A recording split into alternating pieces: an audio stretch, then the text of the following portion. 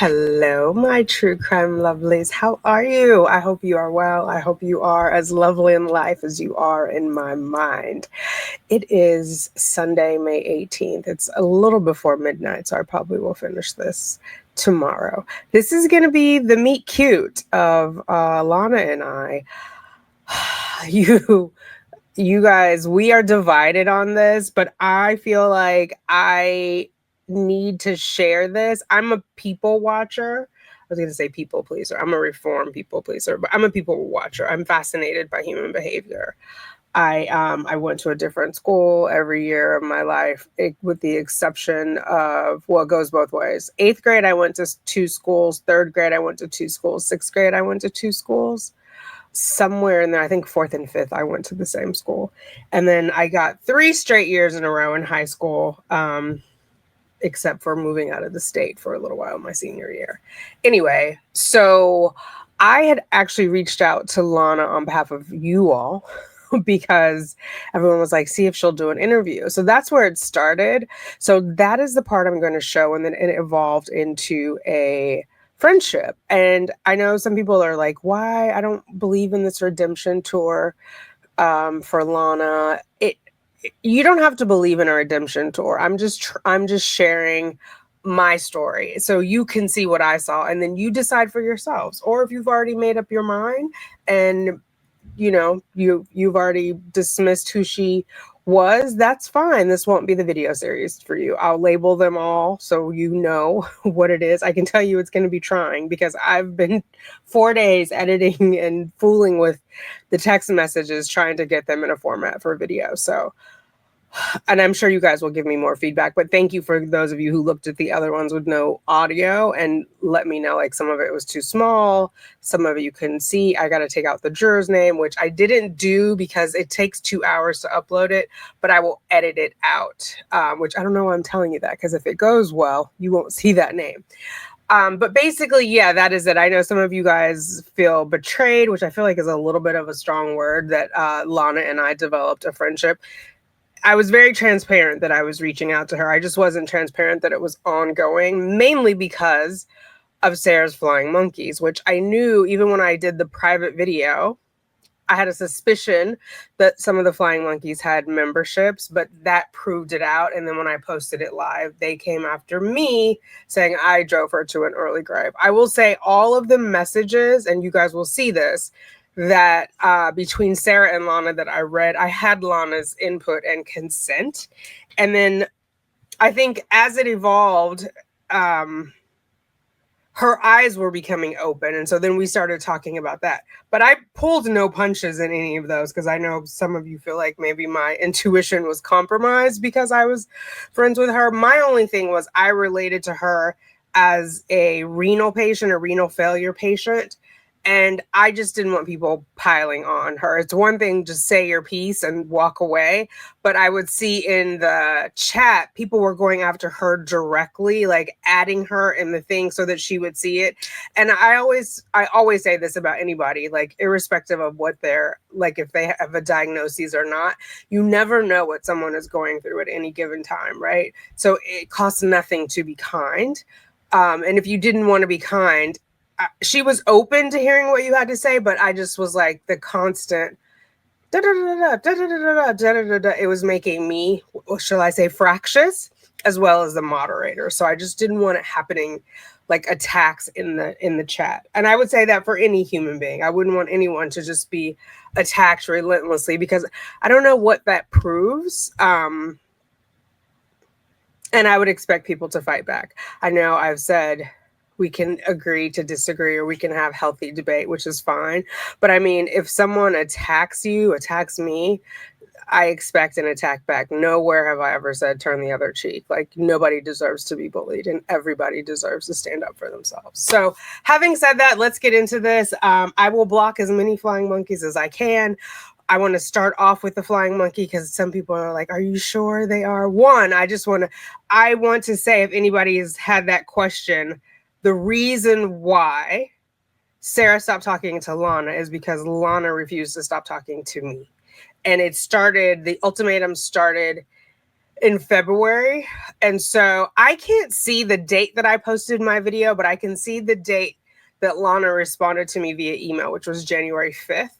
And then shortly thereafter, one of the flying monkeys told Sarah about that. And then Lana didn't lie. And she said, yes, she is talking to me.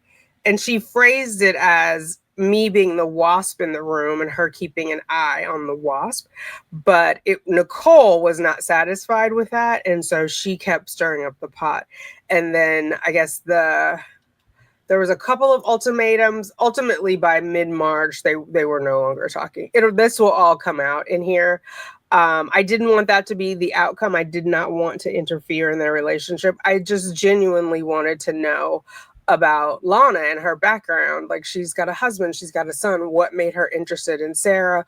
What made her believe Sarah? We talked about things as she no longer believes Sarah, or as things came to light. Even at sentencing, like, her mind was changing about things, right? So I always feel like I want to give, I don't want to impute it upon you, but I always feel like give people the benefit of the doubt, give them the opportunity to change, maybe to a fault, but I do believe in redemption. I do believe people can change. I feel like I'm living proof of that.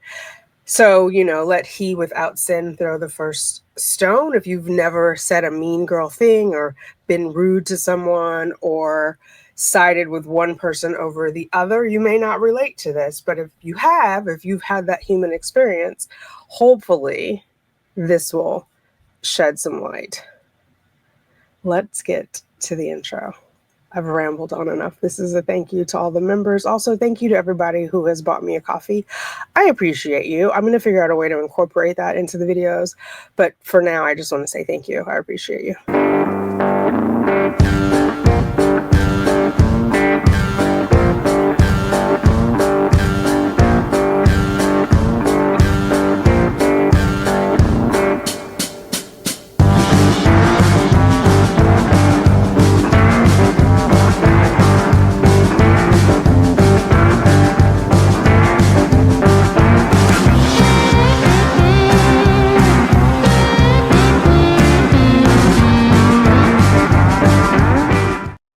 All right. So for most of us, Lana entered the chat that is Sarah Boone at the sentencing hearing on the 2nd of December.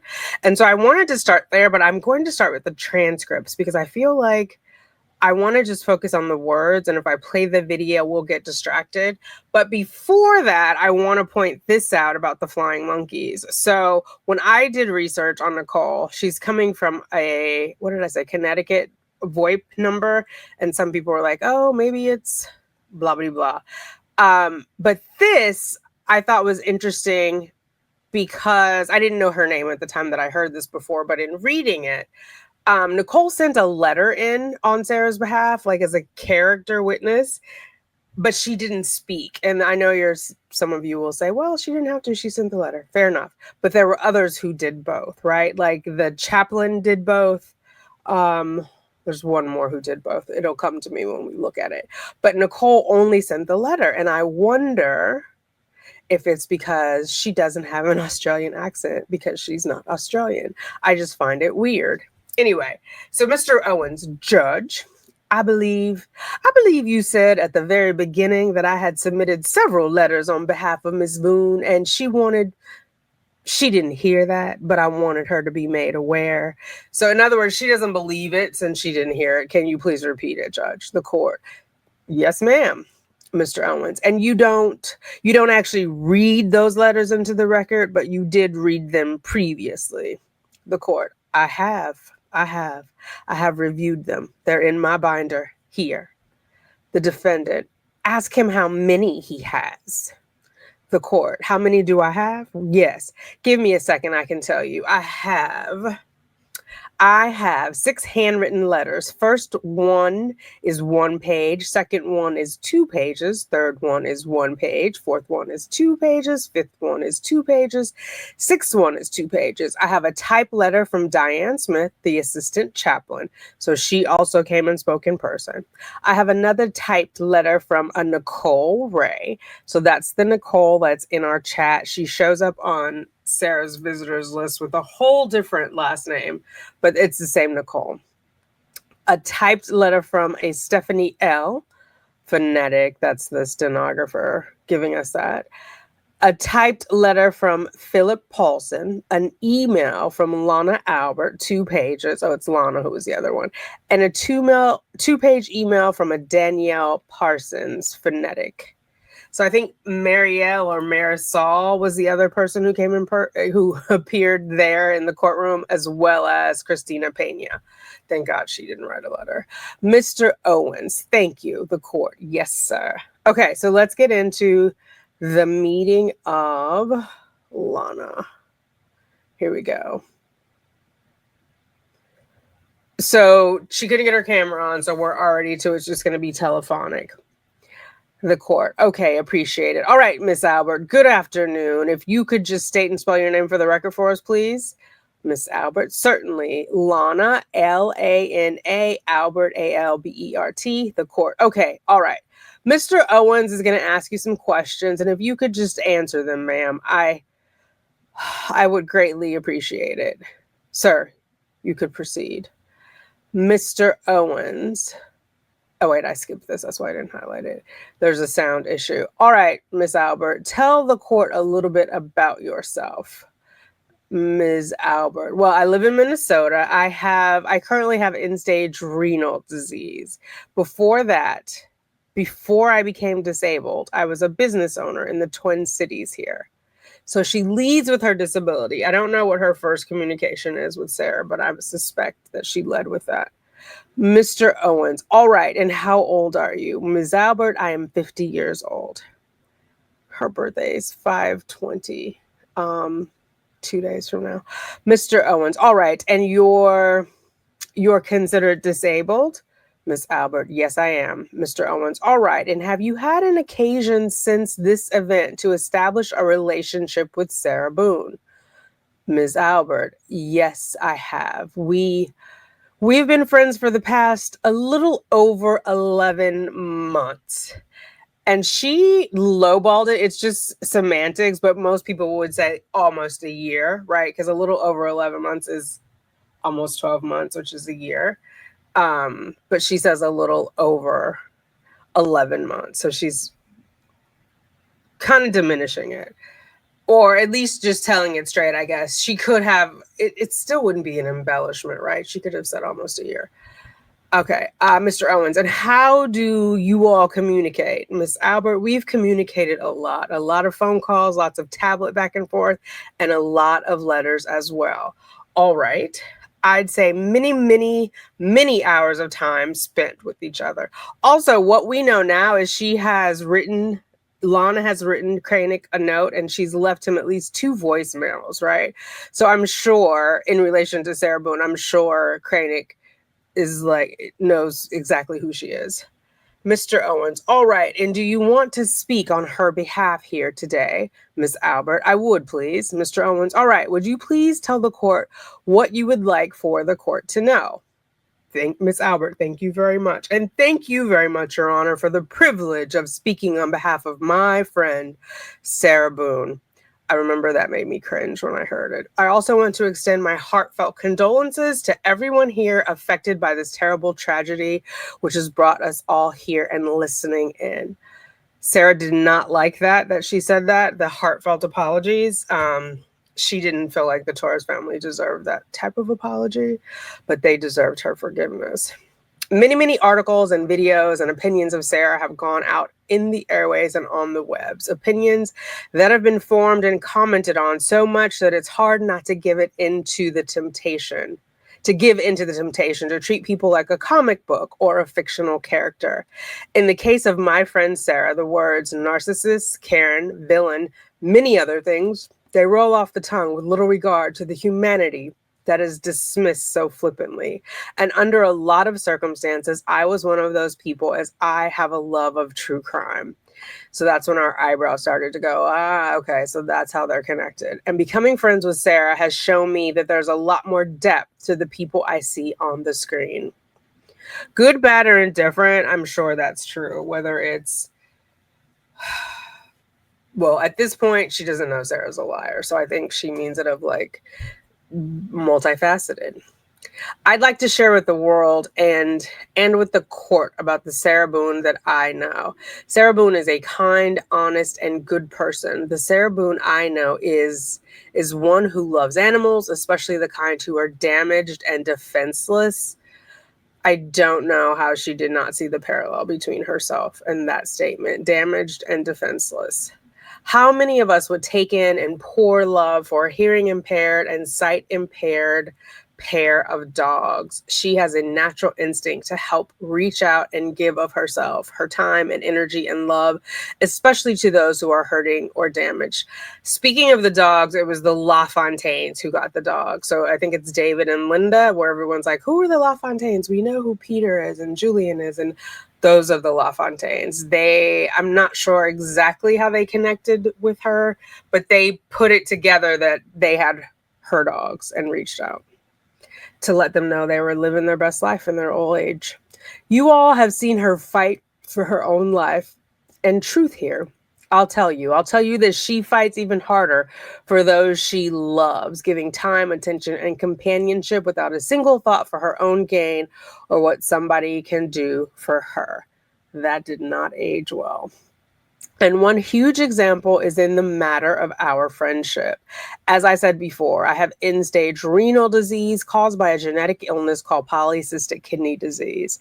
As my life has progressed, things that I had taken for granted have been taken away from me. I could not appear in court in person because I can no longer walk, as my dialysis treatments have affected the circulation of my legs and has confined me to a wheelchair.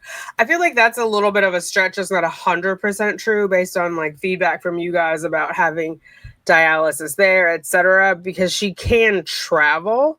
Although what you guys said about the wheelchairs in cargo makes me a little nervous. But hers is not motorized. Hers was not motorized. To say that my life has radically changed is an understatement. And I'm sure it has. So she's used to running a business, running around literally, and now is confined to the wheelchair. So that's like such a stark contrast. I can't even imagine like what that does to the mind. Through it all, I have many friends and family I love and cherish. Sarah has distinguished herself differently in this way. In the course of getting to know her, I started sharing the progressing state of my health. It was like lightning had struck her. The moment Sarah had learned the depth of my struggles health-wise, she straight up offered strenuously to donate a kidney to me. I got to tell you this. I hope she's not mad at me for sharing this, but she had no hesitation, no concern over personal risk or gain. This is not aging well either. And this had to have happened on the phone because we didn't see that in the text messages. But I will say Lana knew that Sarah could not donate a kidney to her. Lana is O blood type like I am, like Sugar Bear is, and Sarah is not. I think she's AB, so she would have never been able to. Never mind that all of her innards are pickled from all that liquor from those handles and those what are they called? Oh my God, I can't think it. Magnum bottles of Woodbridge Chardonnay. I want to convey to this out and around the world that is merely offering is a good and heroic act. So Sarah didn't have to do it. The fact that she offered was a heroic act in Lana's eyes. I've had many friends. I've not had one outside of my brother who has offered me a kidney. And her brother did donate a kidney to her. When she got MRSA, the kidney failed. That is huge. I don't have anything of equal value to give to her, and that's not the actions of a narcissist. She did it as a reflex action as a good person. After the verdict came in October, we spoke that night, and I hope Sarah doesn't get mad at me again for disclosing this, but out of all the shock and seriousness of what had happened in the court, the thing that made her emotionally break was that she realized she could no longer be a donor to me. So that rings false to me because we knew before she couldn't be a donor, but I guess it sounds good. I mean, I was sitting there like, hey, it's going to be okay, but she was so broken up, she couldn't help me. That's a friend. She's not, nor does she come up anywhere remotely close to being a narcissist. And one more thing before I go. Social media has worked to rip the blindfold off of Lady Justice, to take the sword out of her right hand and start assassinating Sarah's character. However, the scales are the balance. As it says in Psalm 85, mercy and truth are met together, righteousness and peace have kissed each other. Justice isn't justice without mercy. Our pursuit of righteousness isn't complete and right without peace. Thank you, Your Honor, for the honor of speaking for my friend Sarah Boone. I hope that your justice is mixed with mercy here today. Thank you. So that is how we first came to meet Lana, all of us together at the same time. And then the lovelies, the lovely members, asked for me to see if I could get an interview with her. And so in order to do that, I want to be tiny. There we go. Lovelies, how are you? I'm coming to you with bedhead and bed voice. I hope you all are well. I'm sure you saw the title. This message is specifically for you, Lana Albert. The True Crime Lovelies have asked me to ask you if you would like to share anything about you, about your current situation, about Sarah, about her situation. I know I saw you in the chat the other night, one of our bad audio nights, and I said hi, but I didn't want to I don't know, it's weird. I didn't want to interrupt your conversation or jump in. And also I was live.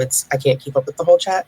But LWLW, shout out to Lauren, asked to me to see if possibly you wanted to talk. I know very limited information about the reception center. I know she can't have visitors. Someone's commented that she gets one phone call a week. I don't know if that's true. There's a lot of stuff going around on the internet, and some of it is misinformed, like that she's at Lowell, according to Wikipedia, even though we know that's not true. I've seen multiple videos now saying that she's at Lowell. So perhaps you could come on and help clear up some things, if you feel like that's appropriate. I will make it a very safe space. We can ask questions in advance so you can screen them.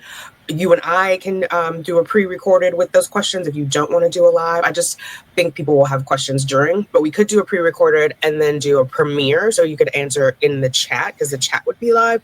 Whatever you want to do, whatever makes you comfortable, I will make those accommodations. I will make sure we have moderators in the chat when we do it so that there's no inappropriate comments coming through. Well, I can't stop them from coming through, but I can have them deleted if they do come through. We can do it members only viewing and chatting, and then I can make it public later if that feels like a safer space. Whatever it is that will make you comfortable. If you do want to talk, I will make a safe space for you to talk. If you don't, I totally respect that as well. I get it. I'm sure there are lots of emotions going on for you right now, and I'm sure that you are, well, possibly, I'm not sure. Probably you are emotionally supporting Sarah as well, and that can be draining. So maybe it'll be therapeutic to kind of talk about it. I don't know, whatever. I don't know what motivates you, but I'm willing to talk through any concerns that you might have before moving forward, before you decide to move forward. And if after we talk, you decide not to, I'm okay with that too. I just wanted to offer that. It was suggested yesterday, and I was like, well, maybe someone will see this comment. And then I'm like, I could just make her a video. She's in the member space. So that's my video. It's not as long-winded as your friend Sarah, my dear Lana, letter to you, my video letter, but it is very sincere, and we'll see what comes of it. I will leave my email address in the description. And I was debating if I'd leave my phone number, but we have a lot of members. I don't know if everybody is good on boundaries, so I'm just going to leave my email. But I do check that email about every other day. I've got a million things going on. A job, 3 YouTube channels, a baby, But I will get back to you straight away as fast as I can. So let me know. And if any of the other True Crime Lovelies see Lana out in these YouTube streets, in case she doesn't see this video straight away, just direct her over to the video. And I know she's in the member spaces because we had a members only chat and she was. That was my request to Lana to see if she would be interested in talking. And then she got back to me in an email on January 5th. I don't know what the date of that video was. It just says 4 months ago. And like I said, today is Sunday, May 18th. I'm Lana Albert. So this was Sunday, January 5th. I know that was a Saturday. Oh, so I do know the answer. I put it on Saturday, January 4th, I believe. Or it was a week later. It could have been a week later. But anyway, um, LJA. Subject, I am Lana Albert. Hello, Tanika. I came home from dialysis yesterday, so it was Saturday because she had it on Tuesday, Thursday, Saturday, to a blast of email and direct messages alerting me to your video addressing me on YouTube. I am considering your offer and I appreciate you offering accommodation should I decide to go through with it. I would like to chat via phone or text a bit more regarding what you want to know or ask about and what your fans are wanting to know. The lovelies. That's weird to hear you guys called fans. So she was hesitant. She was open but hesitant. Like before, which was okay because I feel like I said that. Like, let's talk about it. And after we talk, if you feel like it's not for you, no hard feelings. My positions will be wildly unpopular. And I know that while your lovelies are courteous and civil, I know that they are hostile to my viewpoint, as I know you also share their sentiments. I don't know that I was hostile to her viewpoint. I was very curious as to how she thought Sarah was innocent. And remember, this is before I saw the text messages. I didn't have them in my hot little hands yet. I respect you and them for sure. At the very least, even if I don't go public, quote unquote, on your channel, I would satisfy some curiosity you may have off the record, so to speak. I do, and that was true. She definitely satisfied my curiosity off the record. I do also have a couple of questions of my own as well. The foremost being, why Sarah Boone? I have a feeling that a similar question is, why does a puppy chase his tail? And the answer is because he can. My phone number is, you wouldn't mind texting me prior to your call so I know not to screen your phone number as I get a lot of spam calls I tend to ignore. I am free tomorrow to talk if you'd like. Thanks for reaching out. It's definitely not often when a professional YouTuber calls you out by name, smiley face. Me, a professional YouTuber? That's funny. Warm regards, Lana Albert.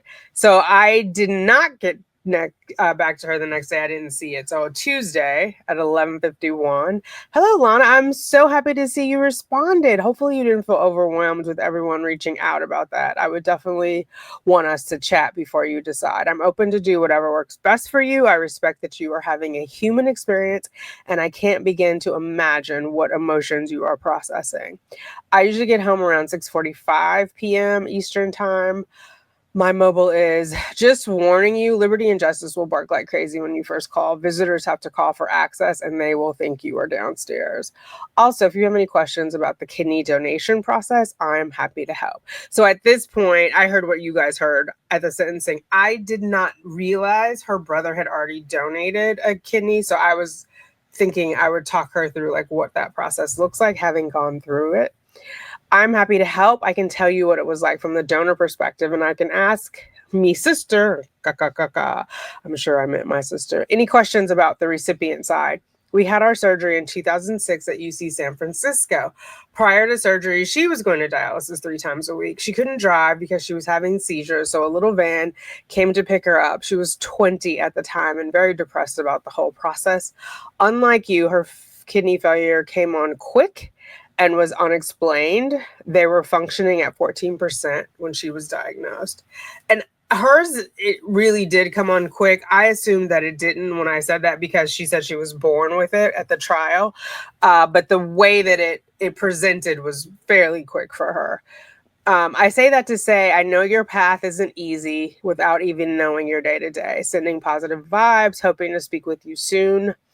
And then about an hour later, oh no, not even an hour, like maybe 30 minutes later, hi, Tanika. I'll respond via text after finishing this email. Looking forward to talking with you tonight.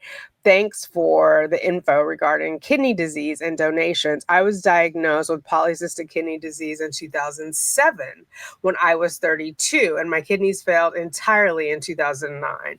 So she had about a 2-year warning. I was thinking she had it like she'd known. You know, they do all these ultrasounds now with the babies. They didn't have them back then, but that's what I was thinking. Like they saw the polycystic activity or the presence of the many little cysts in utero, but she was born a couple years after I was. I went on dialysis and my brother donated his kidney to me. It was transplanted in 2010. I loved for 8 years on it until I contracted a severe case of MRSA and C. diff, gut bacteria, that to a normal person is serious but can be fatal to someone immunocompromised. I feel like it can also be fatal to like a quote unquote normal person, but it must be like doubly so for someone who's immunocompromised. They have to think about everything, everywhere they go, who they're around. COVID was a nightmare. As a result of needing to fight, so for those who don't know, even after you get a kidney, you're still on those immunosuppressants for the rest of your life because they don't want your body to reject the kidney.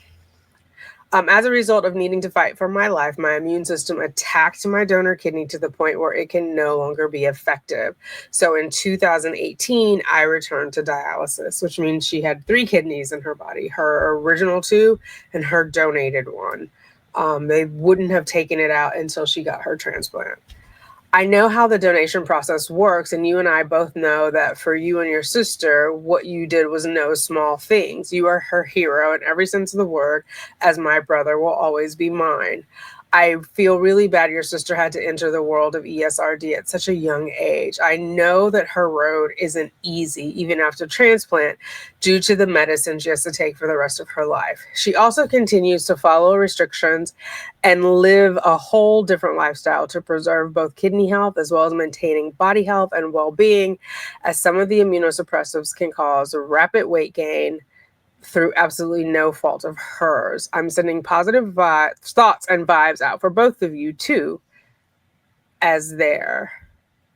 Please give my regards to Liberty and Justice, smiley face. They sound very loyal. And Sugar Bear too. I crave the cereal each time I hear you refer to him by that name. Take care. So that was how we met. And then I made this video, which I'm going to share. I think I want to make myself a little bit bigger. How far in are we?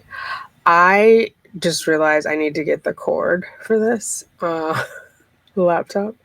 So I'm going to give us a comfort break while I grab it. And we'll be right back.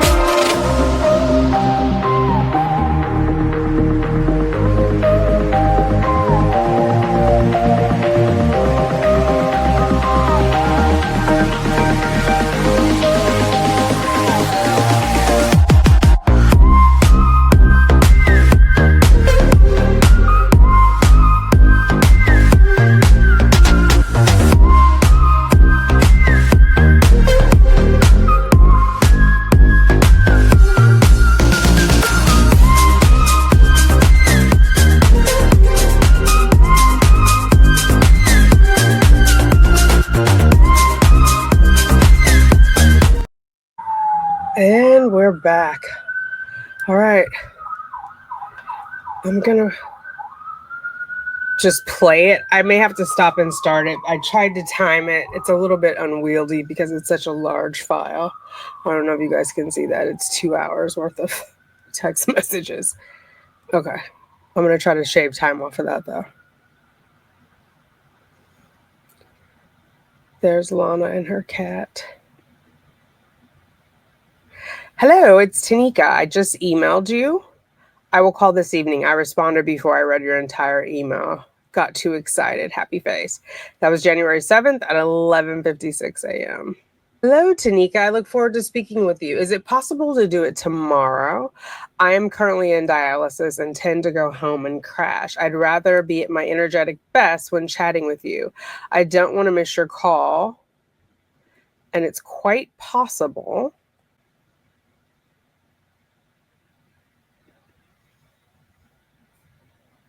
Uh-oh. Huh. I may have to switch this. I don't want to miss your call, and it's quite possible that I would today due to dialysis recovery. Anyways, I didn't realize she said anyways there. It'll come up later in our text because she gives me this a note about anyways. Please let me know. Thanks for replying to my reach out, and I'm sure we will connect for sure. Of course. Excellent.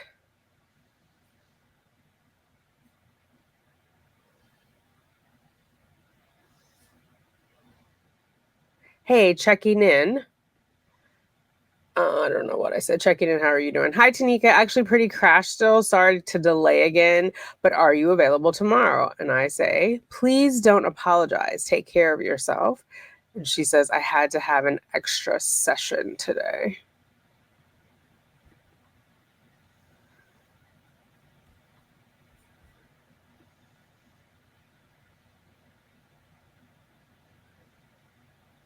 Um, she asked about my sister, and then I say, she's 13 years younger than me. Lana says, man, can I ask what her disease was? Same as mine. My little alarm is going off there on my phone.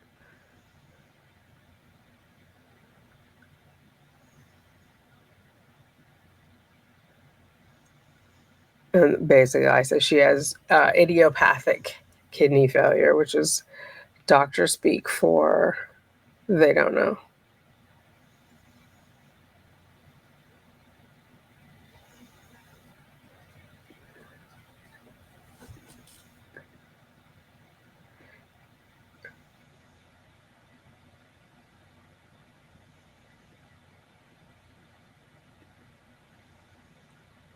Really quick, does your sister have side effects from her meds? She would be on immunosuppressants.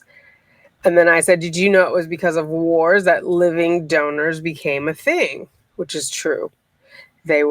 People would get shot in the wars and they'd take out an organ, and then they figured out you could live with one kidney, which I think is super cool.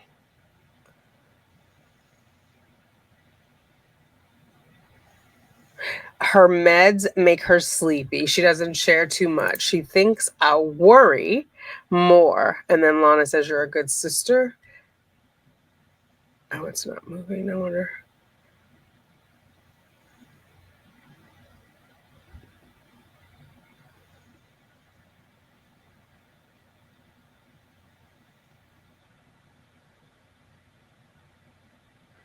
So I'm going to try this on Dropbox because this was saved to YouTube. Let me try and see if I have more control over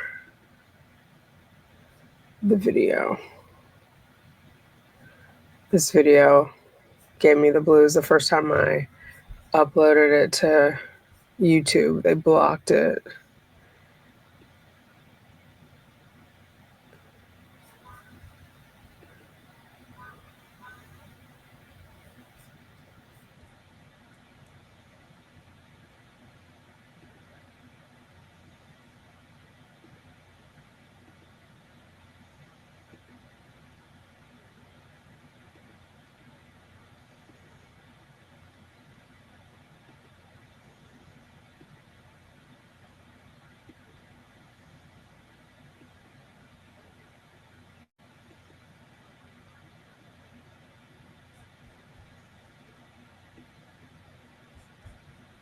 Okay, this one lets me fast forward 10 seconds. So let's see if we can.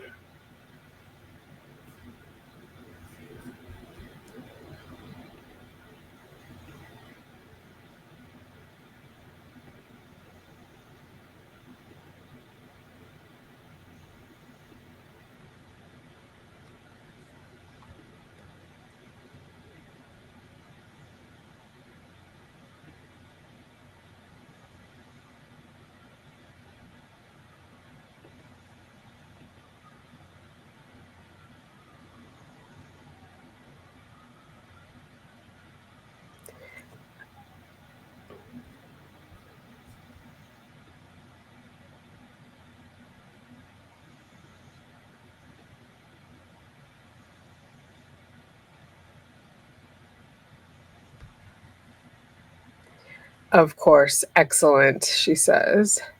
Checking in. How are you feeling? Hi, Tanika. Actually, pretty crashed still. Sorry to delay again, but are you available tomorrow? Please don't apologize. Take care of yourself. And she says she had to have an extra treatment.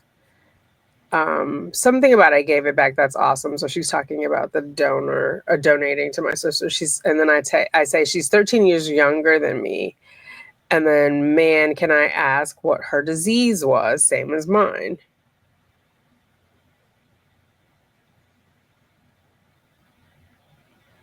This is going to take a long time to edit.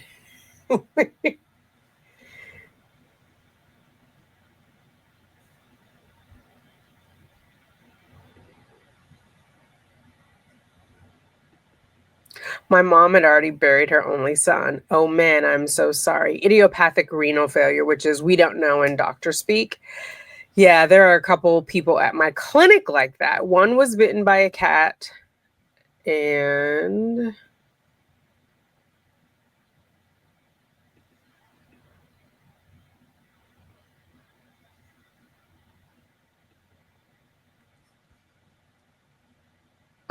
or is it the same always? A cat. You rest. TTYL. I was 32 and had a common cold, which worsened. I went to the doctor to get cared for. My blood pressure was 262 over 180. They threw me in an ambulance, and next thing you know, I was in the hospital with a doctor's hand on my shoulder. Acting.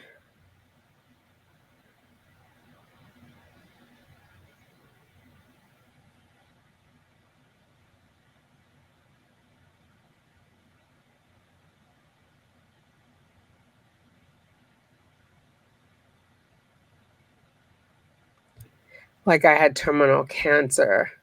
Yeah, it turns out he's allergic to cat saliva. The human body is a wonder, I say. And I'm in the blue in case anybody, if that's confusing. She's in the gray, I'm in the blue. These are from my phone.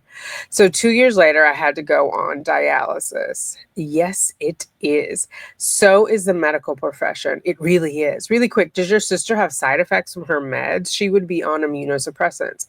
Then I said, did you know it was because of wars that living donors were a thing? Whatever I said there. No, I didn't. Tired. Oh, and I'm sorry. Something on the system. Her meds make her sleepy. She doesn't share too much. She thinks I'll worry more. You're a good sister. Dang it. You're a good sister. We went to Hawaii in 2021. She forgot some of her meds. That was a nightmare. Right. And it had to come from a specialty pharmacy because they aren't normal drugs. The silence is worrisome, but I respect her agency. My husband says the same about me. So I said, basically, I will, I don't ask her a lot. My sister's very like private, personal. But if I get her on FaceTime, I can see it in her face, what's going on. And she's saying her husband says the same about me. And then I say, oh, anyways, I know you're busy. I look forward to talking to you more. I'll text you. Is there a good time? Oh my gosh. How far back does a repeat go? We're at 5:53. Oh no, that does nothing.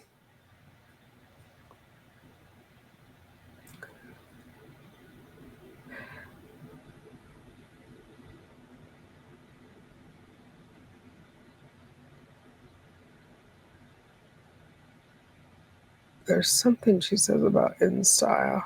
I blew these up because you guys were saying you can't see them, but I think they're too big now. Anyways, I know you're busy. And then we went to Hawaii because that's where we celebrated our 15-year kidney anniversary.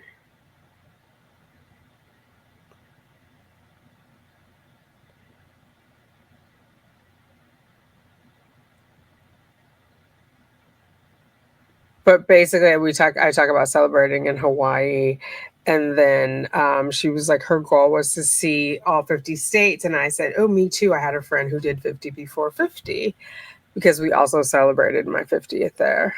Have you ever seen a tackle box? Tackle box, one that doesn't have fishing gear in it.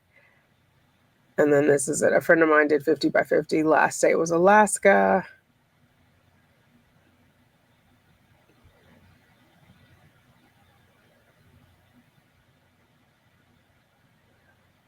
And she's saying she wants to do the 50 states. You don't get to count layovers. I said, agreed. In the ground, I meant on the ground. Tasted local food, seen some sights, grabbed some food. And then someone died of something happened there. I don't know why I'm saying, oh no.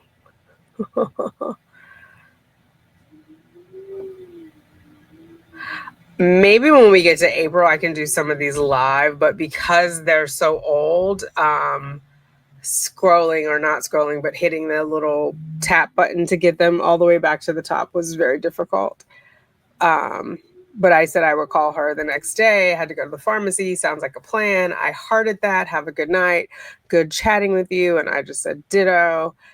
The next night, Thursday, January 9th at 8:30. Hey, Tanika, were you able to hit the pharmacy? It's Lana. Yes, just got home 45 minutes ago. Is it still a good time?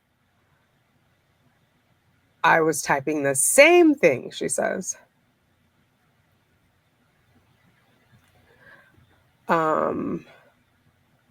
And then she was like, neither one of us called. And then she was like, do you want to call me or will Liberty and Justice, will that sound? What about the phone sound? And I was like, oh, I will call you. I got too excited.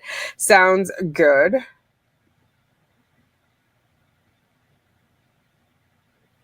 Ready when you are. I'm still on with her and it won't take long. I'm so sorry to interrupt the call.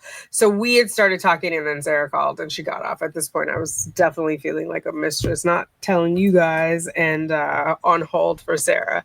But this was our first day of talking. So I was just like, I'll roll with it.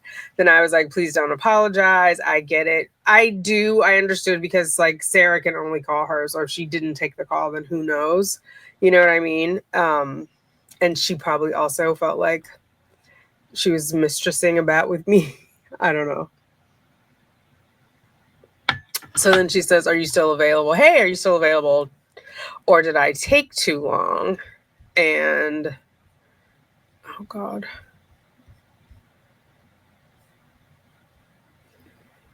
Uh-oh. I hope I didn't miss you. I'm a night owl, so I'm up to talk at any time. Holy smokes, did you just broadcast an hour ago? Wow.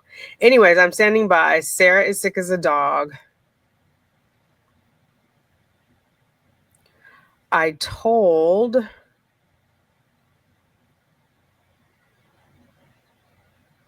her to get COVID tested, but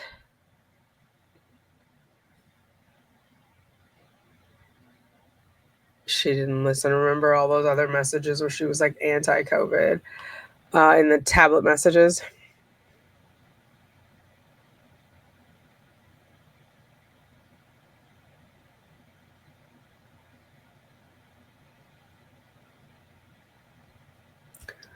Yikes.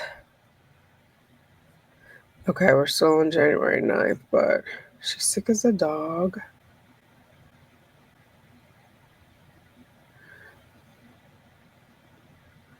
Oh shoot, this is another version too. Because I blacked out that guy in the. Anyway, I'll fix it in post.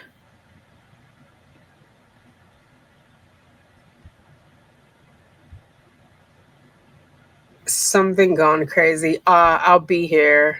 And then I said I had to go downstairs. The guy didn't want to come up on the elevator. Apologies, I will hurry. Works out. Baby fell asleep and dogs would have gone crazy. Then she says, I'll be here. This guy's name was George Torres. I'm not sure why we were looking at him. I meant to ask you, have you heard of the channel Excited Utterance? No, I haven't. Are they also true crime? And so I tell her it's a pro Sarah channel. Oh, wow. Might cheer her up. It might. Wow. Thank you for telling me about this. It was really great talking with you. I enjoyed our chat. I said, thank you for your time. You bet. And thanks for yours too. You do great work in your channel. I will have to tell you about the story of the lawyer flyer sometime in the future. Have a great night. And then I hearted that. Then I shared with her some of the screenshots from Excited Utterance so that she could see that it was pro Sarah. Sarah was freaking out at that point. She had just been moved. Like the week before on the 30th. Oh, wow. I'm checking her out. Thank you.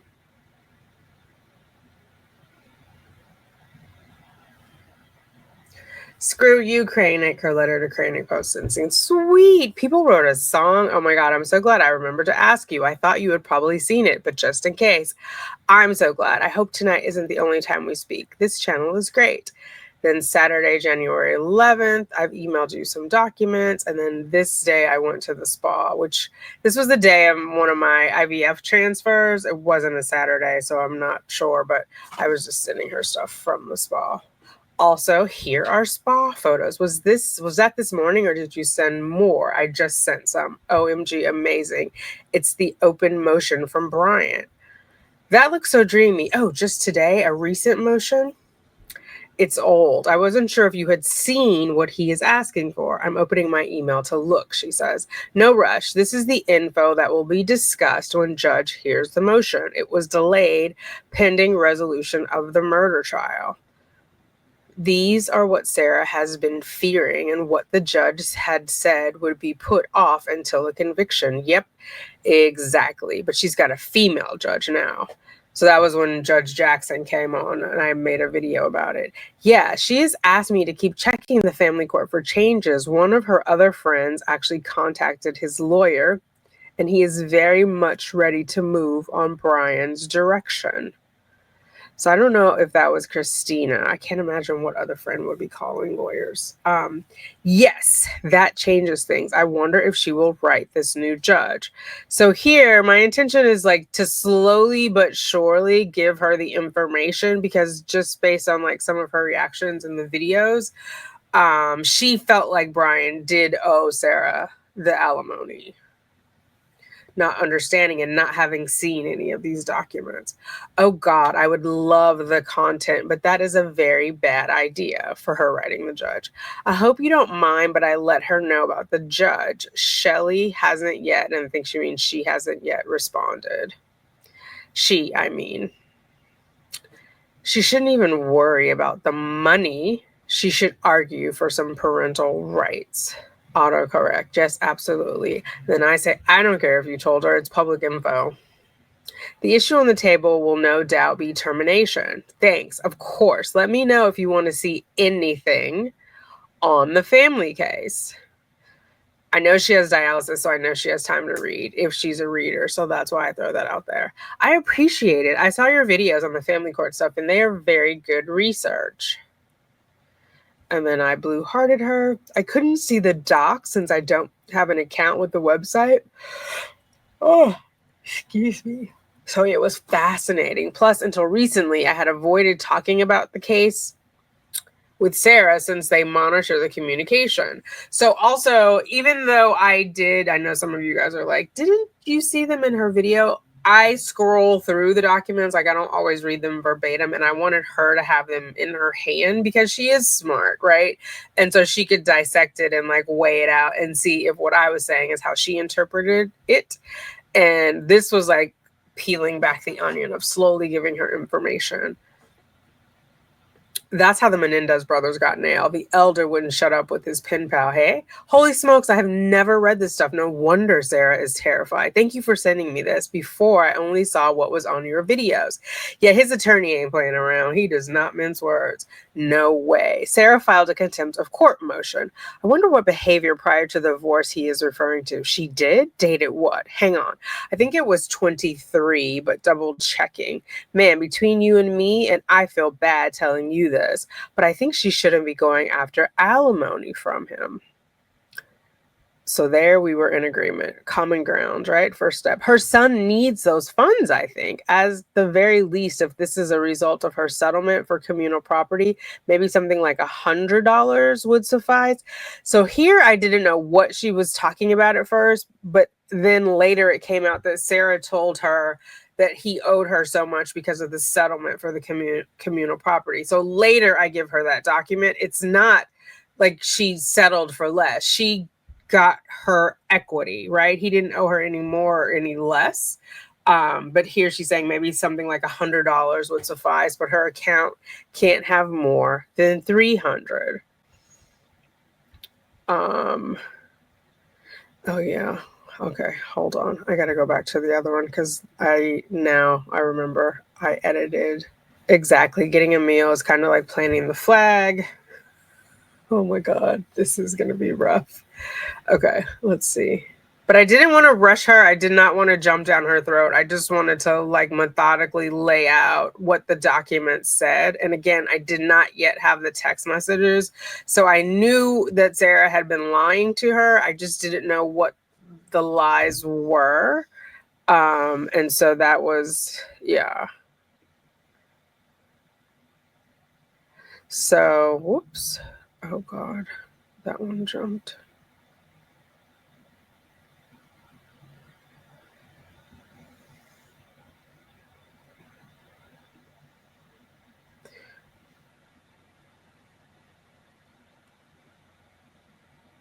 So 4/11/2023 is when Sarah filed for the contempt. Then she said, "Hey, son gets $10 a week in allowance. Inflation, I got two. Should I email it to you?" And his response, "Please, I have never been able to see this. He paid her for the property when she signed the quit claim. Oh, he did? Was it a lump sum? Yep. Does it say how much she got? That makes sense why he was sued by Citibank to the tune of 8K. He was probably trying to keep afloat while unemployed." So she also didn't know he had been unemployed since 2022 until I told her. So that must have come up in a phone conversation. Sarah keeps telling me his parents are supposed to be wealthy. Just got the docs. Thank you for showing me. I'm reading them. And wow. If anybody asks, you got this from my Facebook page. And I gave her a thumbs up. And this is artwork that Sarah sent her, which I was actually pretty impressed by. Like, is that all just free form that she drew that? So then I answered 10K, just sent the doc. It's on page 8. Ah, thank you. She had mentioned a settlement and I didn't know its size. And then I replied to this one, parents are wealthy. They own multiple properties, but they don't owe Sarah anything. She also said on TV she used the Christmas gift the grandparents sent to her son. She and George, remember the painting or the art set or whatever? That's not for them. She said she saw that too. I've sent you quite a bit of reading. Do you read, sleep, or listen to music to pass time during dialysis? I am an avid reader. I have a Kindle in my phone and tablet, and it has hundreds of books. I grew up at home watching very little television, if at all. My parents thought it was of the devil, hey? And then I did an exclamation point. And then I responded to, I'm an avid reader, a woman after my own heart. I was hoping I didn't overwhelm you. Not at all. I'm ready to dig into these like a good steak dinner. Thank you very much. Did you see the art I sent you on here? Go back. That's one of the pieces I told you about that Sarah made for me. I also posted it on my Facebook. So she was saying if I use it, say that I got it off of Facebook. Obviously, I never used it. At this point, I don't know how to explain it. I wasn't focused on reporting back to you guys. I was like genuinely trying to get to know Lana because I'm trying to figure out how to get her this information, right? Um, this is before I knew like how much stuff she was doing for Sarah, but I just felt like she's in an abusive relationship and she doesn't even know it. Holy crap, 46,000 in credit cards. She has nearly 5K in a 401k, likely worth more now. As far as I know, it's still there. Sarah asked her to verify it. Her phone number, but they wanted to verify with the phone number. Her phone is in evidence. Hey, I'm going to catch some Z's. I had dialysis today, Tuesday through Saturday. Tuesday, Thursday, Saturday schedule. So I hope to catch you later. Thank you so much for all of this heart. And then I put TTYL, blue heart. She says she grew up watching that. So I said, Nancy Drew and the Hardy Boys, Bedknobs and Broomsticks. Are you there, God? It's me, Margaret. Everything Edgar Allan Poe. So my reading list I'm sharing with her. Saturday, January 11th. Meant to say earlier, Joy sounds like a safe bet, at least to start. Being in it would give her a group. So there's a religious program over there called Joy, and that would have kept her in the reception center. So Sarah was gunning to be in that, and I believe the reception center also had AC, whereas the CI does not have AC. So that was her intention when she first got over there, is to stay in this Joy group. So I was like, she'll have a group, which is a form of protection, might be enough incentive to follow their rules. Because we talked about, Sarah was saying they had a lot of rules. She didn't know, she likes to be in control. And so it was the same thing. She was like, maybe. At first she was gung ho, but I mean, it was like a short period of time because what did she get there on the 30th? Um, so yeah, anyway, she reacted to Nancy Drew and the Hardy Boys, Bed Knobs and Broomsticks with a heart. I don't know why it shows up like that because we're both on iPhones. Maybe like we weren't iMessaging at that point because normally it would have just hearted what I said, right?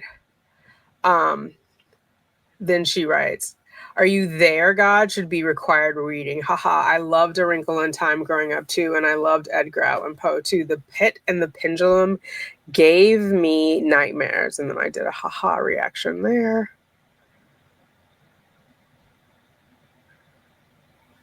Reacted heart to Are You There, God? Should be required reading. I spoke to her tonight. I guess there are entrance qualifications. She's talking about Sarah to get in. But if she does, then she gets permed out at the reception center and that becomes her permanent place to live.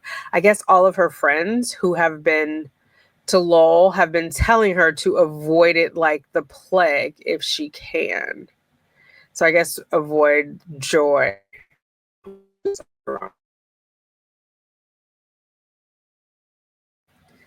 I put yes to A Wrinkle in Time. And then she says, I spoke to her tonight, and I do 2 replies to that. What does permed out mean? Permanent? It's a whole other world in there. Yes, I guess permed out means they make the reception center her final destination. And then I replied, random question. How does she have friends who have been to Lowell? Repeat offenders she met in jail? That seems so weird to me. And then she said, yes, that's exactly right. She had 5 years at OCCD. And so she met women who have gone through the system like a revolving door. Tonight, she had me say hi to one of her bunkmates. I guess they want me to check out some captain of theirs who is awaiting trial for DUI manslaughter. This was funny because I remember she talked to me on the phone and Sarah kept calling her dude with this other bunkmate. And so she thought it was weird, like it was very juvenile because clearly she was saying it for this other young lady or old lady, I don't know. Because she was like, in all the time they had spoken, she had never called her dude. And she kept saying dude, dude. And then I thought, like, is she saying that because Lana's voice is deep and she doesn't want to have to explain to this bunkmate? But either way, they're on the phone because they want her to do work. So I said, yikes, a captain that works at OCCD, forgetting she's at prison. I don't know how I'm going to pull that off as I only got a first initial and the last name is Davis. Yeah, at the reception center. The incident was in Marion County. What's the first initial? K. K Davis is all I have to go by. So then I look it up and I say no hits. I think she thinks I'm a better researcher than I am. And then she says, right, responding to the no hits. I did lol. You'd think it would be on the news, question mark. Captain of what? D. Giovanni is jail captain. Depends on when it happened. Maybe their local news. Right, yeah, he is a prison captain. They described him physically to me, though. I don't know how that will help. I told her to try and find a first name. Let me look for Marion County prisons. Thank you. He hasn't been convicted, so arrest records of mugshots might yield more effective results. Hopefully he lives in the county he works.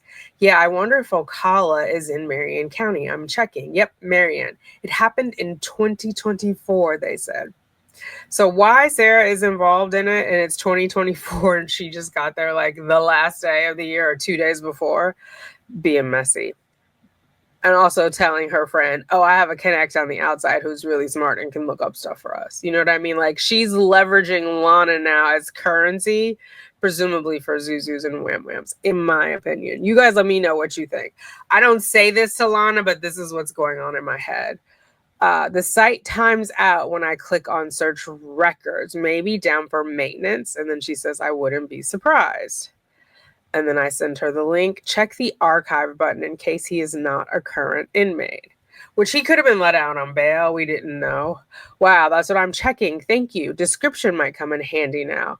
He has glasses. AA. They said very scrawny. Not until I was recording these did I realize AA meant African American.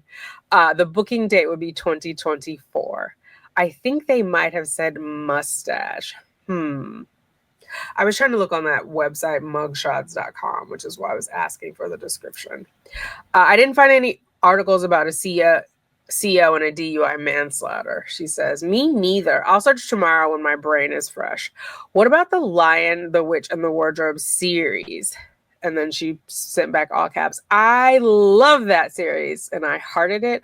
I have read every book 100 times, no exaggeration. And then I said, Lucy is my uh-oh.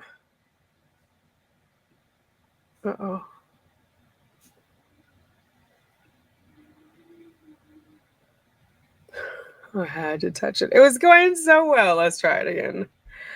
Okay. Lucy is my favorite. I used to pretend I had a wardrobe that was a gateway. Then she says, there's a saying in the last battle I taught my son, when you mix a little truth with a lie, it makes the lie far stronger. That can be taken so many ways. I'm sure she meant it as a way to tell her son not to lie, but I also think of it of like Sarah. She's always mixing a little truth with a lie. She's got some strong lives. Then she says, I love Lucy, which was a double entendre from Lucy in the Narnia Chronicles, and then Lucille Ball. My favorite was Shasta from The Horse and His Boy. Interesting. When they came out with the movies, I was on top of the world. I wish they had done the silver chair. Then I said, I wonder why they didn't. They did a great job building Narnia. Never quite what you imagine, but they were close, very detailed. Honestly, I wish I knew. They kind of teased it in Dawn Treader, talking about Jill Pole, who was Eustace's friend.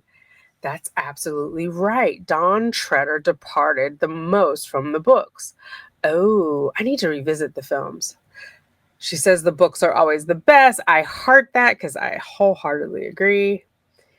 And then I tell her the elevator man at work got me 3 boxes of Turkish delight last year. So yummy. He goes to Italy. I think he owns a place in Italy. I don't know if it's northern or southern, but he always brings me back stuff. Turkish delight. I tried that the first time I visited Canada. Very, very sweet. Mine were not that sweet. I mean, they were sweet, but not exceptionally, notably sweet. They felt almost like they had like carbonation in it or some kind of baking soda. I can't explain it. But yeah, maybe the Canadians make them different. So I responded to the books are always the best. The book doesn't have budget constraints and final approval by a studio CEO. Not worth betraying your siblings for. Haha, that's the Turkish delight. The books are always the best. Much more room to be creative. True. I got that series when I was 10 and wore all of the books out. In my bathroom is a mega book that contains all 7. I was a bit of a nerdy kid too. I was always reading the Dune series around that time. I was also reading the Dune series around that time. I never really got into Dune. Not many people do. I moved school every year until high school. Books were my friend. You moved school every year? I'm sorry you had to go through that. I moved 4 times and I thought it was hard, but OMG. Yep, 3rd, 6th, and 8th grade, I went to 2 schools, and then I just laugh. I hate to pack to this day, and I pay somebody else to do it. I hate it that much. Oh, man, and those are the toughest years, too. I'm sorry, sad face. Mine was 5th, 8th, and just after graduation, and once when I was 2. Aw, thanks. All good. It's part of the fabric of my life now. Without it, I wouldn't be the me I had grown to love. React heart to all. Thanks, all good. It's part of the fabric of. She says, I can relate. Oh, yeah, rough years, especially 8th, but I knew so many people when I got to high school, and I was a late bloomer. She says, that's good. My 8th grade move was a good one, too. Michigan was a tough state to live in. Did you try to make new friends by 8th grade? I didn't care. Where in Michigan? Lake Orion, about 45 minutes north of Detroit. Sounds cold. I didn't have to try to make friends, but I got into fights because some mean girls tried to extort me. Plus, there was a guy who expressed interest in me that they did not believe I deserved. Ugh, mean girls.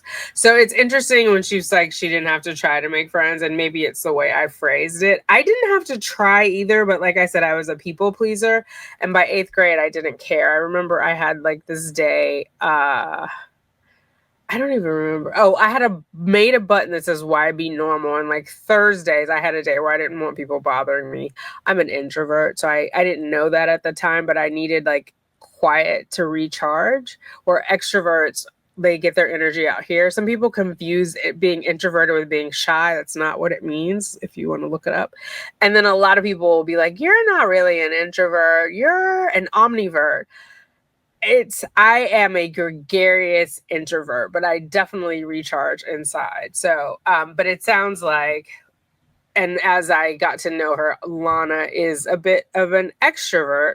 And so she gets her energy from other people. So that kind of explains like why reaching out to Sarah was a thing for her. Not that she didn't have love. She had her husband, she had her son, but she didn't have like, she was looking for people with a common interest, like the true crime community. And what more, like what bigger true crime catch would there have been at the time than Sarah Boone? These are all my observations. You guys know. What does Paul say? I'm not a doctor, I'm not a lawyer, I'm not any of those fancy things. That part. So with the guy who expressed interest in me that they did not believe I deserved, I had just wanted to be left alone. Then I put, whoa, I'm sorry. That's a lot. So to move to St. Louis was a welcome one. People are a lot more friendly, and I made friends very easily and became popular in many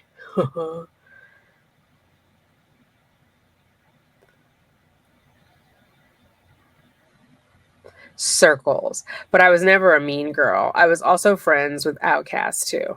It saddens me, this is me, that women police each other. Men don't do that. Uh-uh. Mm-hmm. Men don't do that. There's a cruelness to it. I don't like bullies. And then she said, "You are so right." I like St. Louis. I had to travel there for work. I would stay for weeks at a time. The sad thing is, I didn't even like the guy who was something treated in me. Oh, question mark. And then I put, it happens. Yes, I love it there. I would have moved back except for meeting the guy who became my husband. So I've lived here since 1992. In 2009, I was working for Thomson Reuters and they had a big campus there. Did you? Wow. And then I said, well, that's a good reason to stay put. Indeed, you work for Thomson Reuters? Wow. And I put, yes. Yeah, so they had just merged and I was still working in, or not still, I was working in technology, application technology, infrastructure and desktop. And so that's what I was doing at Thomson Reuters. I traveled a lot. I was maybe home being in New York for like maybe not even a whole week, a whole weekend if I was lucky. My daughter was in California with her dad at that point. So when were you an actress? So this is her way of letting me know she's Googled me without saying she's Googled me, which is nice because sometimes people say it and it's a little weird. So I said in the late 90s until about 2011. And why I say that is because if she's looked at IMDb, it has the year that the TV show or movie that I was in would have aired. And so she was asking me that, I feel like, as a way to be like, girl, I looked you up. And so I said I didn't do any TV after 2008, the writer's strike, but I also had a day job, had to make sure my daughter was fed. And that's also the time I moved from LA to New York, when everything crashed. Right. That is really amazing. I wouldn't last 5 seconds. And so then I said, babies and fools. God looks out for babies and fools. He definitely looks out for me. So then she goes, ha ha ha, badass beak around. And it's really badass Nika Brown. That was like one of my monikers. It must be maybe on Twitter, like the old, because I haven't used that in at least since 2008. Or no, 2010. I did a calendar in 2010. Anyway, LOL, lol. Though I have been in front of crowds of over 10,000, but I let my keyboard do my talking. Nice. And then I said, I'm not a fan of crowds. She said, I'm not either, especially after transplant. And I said, right, I'm a germaphobe. Spelling. Excuse me. She said, I became one. Dang it.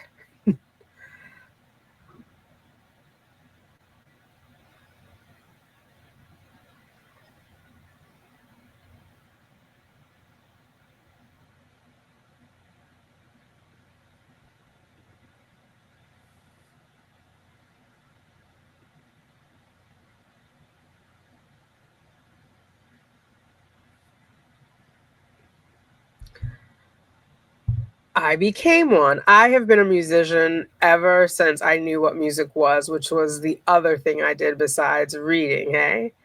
And then I put, why are you still awake? Oh, God.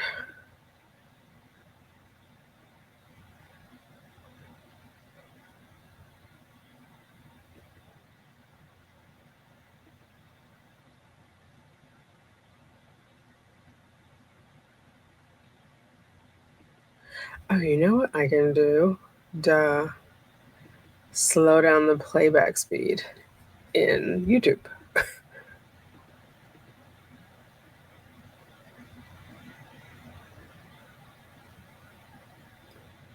So I asked why she's still awake. She says, night out. Then I said, which instruments? Instrument. And she says, but I can let you go. Sorry, so late. And I said, I'm fine. Keys, drums, guitar, bass. Oh, why is that so abrupt?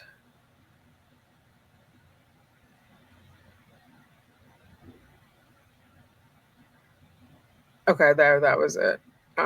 Shoot. I'm going to slow it down a little bit more for this part.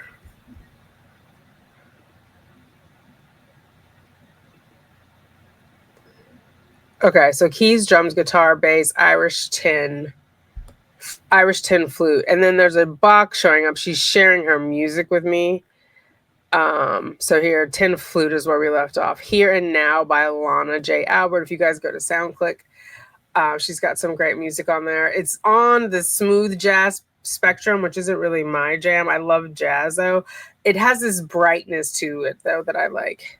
So I put cool, wow. And she's like, it's not huge. I'm not a big time Coachella person or anything, but I'm a composer. It's nice. There's a brightness to it. And she says, thanks.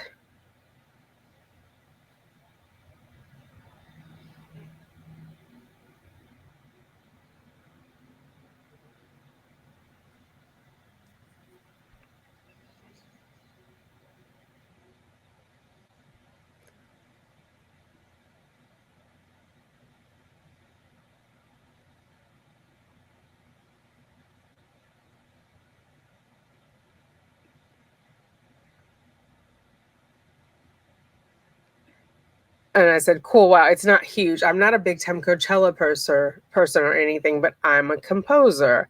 It's nice. There's a brightness to it. She says, thanks. And then I say, very cool. I moved to NYC with a composer. She said, you did? What did they play? And then I said, it's really pretty. She said, thanks. I said, guitar. He was my high school sweetheart. Oh, are you two still together? And I just burst out laughing with these little emojis, like, girl. And then she said, haha, that's a negative, lol, question mark. And I said, we didn't make it 3 months up here. Whoops, once we got here. She said, oh boy, did you stay in New York? And I said, yes, still here. And she said, wow. So this is who it was. I'll say his first name was David because you guys know I dated two Davids. But I blocked out his name. There he is with his guitar. So I said, this is David. She said, oh, wow. And I said, there's a video of him playing if you scroll down.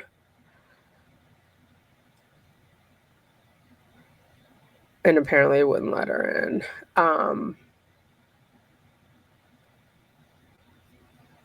And she said, that's what I'm doing. Me and scroll down. And I said, we went to a performing arts high school. He wanted to score movies. Oh, I can relate to that. I scored some shorts myself. And I said, cool. And she says, it's asking me to sign in to see him play, but I bet he is on YouTube. He definitely looks like a musician. Do you sing? The way you speak made me wonder. And I said, not anymore. But you can sing. I was right. I said, oh, wait, we went to high school with Audra McDonald. She was a year ahead of us. She did not know who Audra was. Audra is like a big star in my mind. She's won, I don't even know, like at least 7 Tonys. And so I said, Broadway star. That's right. You went to a performing school. I said, she's starring in Gypsy. Wow. I wouldn't have been surprised if you had told me you went to Juilliard. I did not, but Audra did. Um, okay. I think I'm going to get some sleep. Love to speak with you again. Thanks so much for the family documents. I pulled this to the side when I was recording it so we could see it's 1:17 in the morning. I had seen some of your broadcasts, but this is unreal to see it on paper. So see, she can look at them at her leisure. Have a great night. I said, you too. My eyelids are heavy. I don't ever know what that happened with that CO. I think we looked for him for one more day, but we never found him, which was interesting. Okay, we are at 1:25, 1 hour 25 minutes. I'm gonna stop here because I've got quite a bit of editing to make this look proper. Then she says, nice work. This is Sunday, January 12th at 5:02. You're a great interviewer. I said, thank you. So this is the night I interviewed the Florida correctional officer that some people were obsessed with her fingernails and her hygiene, which I was not going to ask about. So I said, thank you. I'm glad you were able to join. Did you enjoy your reading? So I am not sure. She said, yes, it was fascinating. Yes, let me know if you want the lease that Sarah and George signed in January of 2020. She said, oh my God, yes, please. Whoever those GoFundMe types are in Sarah's name, she has nothing to do with it. Those are 100% scams. She asked me to look into that, and I told her it couldn't happen due to GoFundMe laws. Those are likely scams. So you guys will remember back, we were making a video. I didn't even make a video about it because I was trying to vet it out. So I posted it on what used to be the community tab. I think it's just called Post now, asking if anybody had seen that. And I did some screenshots from Twitter. So that's what that was about. I feel like I'm in 3 timelines now because we have the texts that go back to last year. Then I have these conversations going on with Lana in parallel to what I'm posting. So there's just a lot going on. I remember when you guys would ask me questions, I always had to stop and think like, can I know this answer based on what I'm presenting, or is this something I only could know from Lana? So it was like I was very worried about interrupting her relationship with Sarah. I did not want to be a part of it. So yeah, okay, it's 1:27. Let me just get to the end of this page. I think that lady you spoke to tonight is nuts. Sarah didn't do any toilet talking or hardened cheese for drugs or whatever. That's quite the imagination. So I can finally tell you guys about the cheese. The cheese she got as gifts out of packages. So it wasn't slices of cheese, which made so much more sense to me because I'm like, I know it's processed cheese.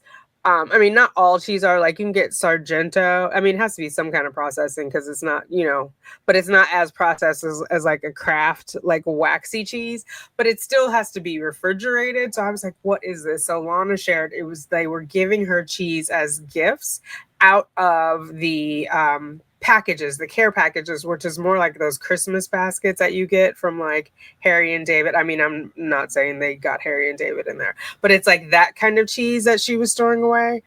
So then I just said, I got the sense she didn't follow the case closely.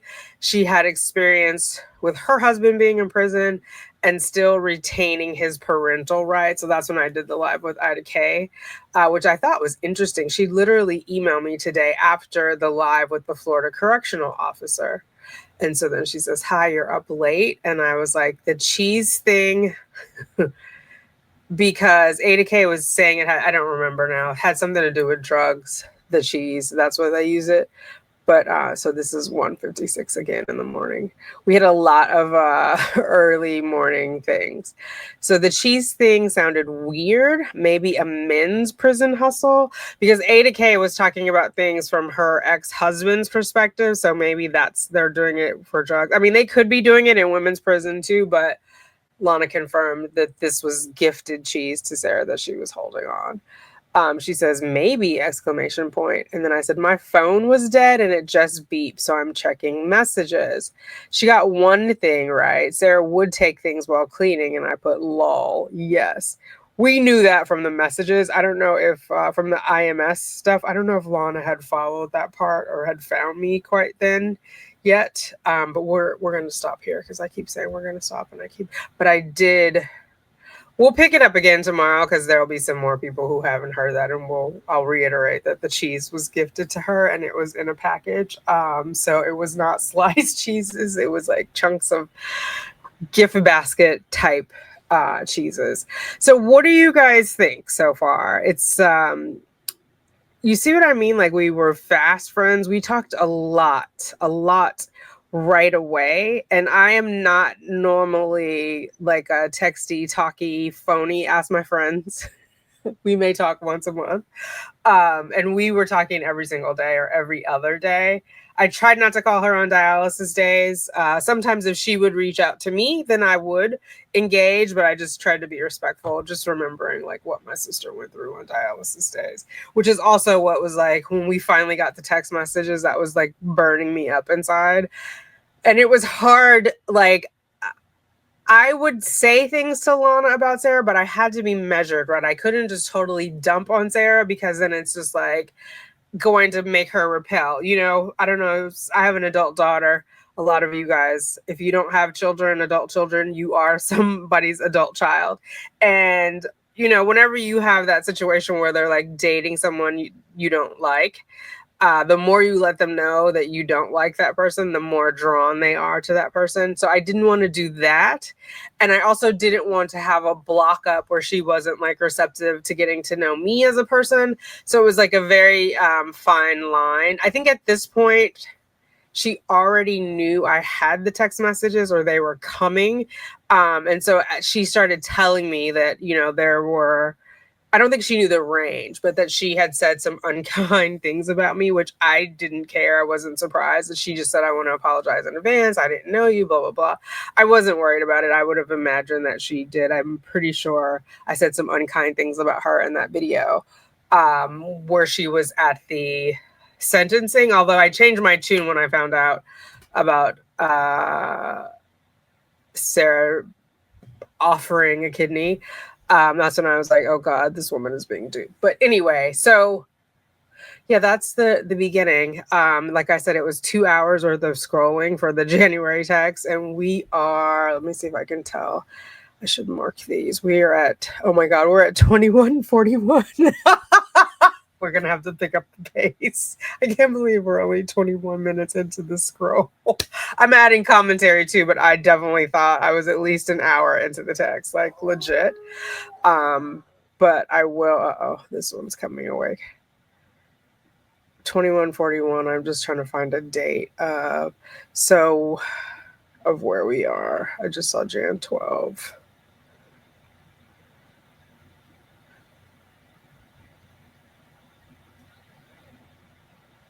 Oh.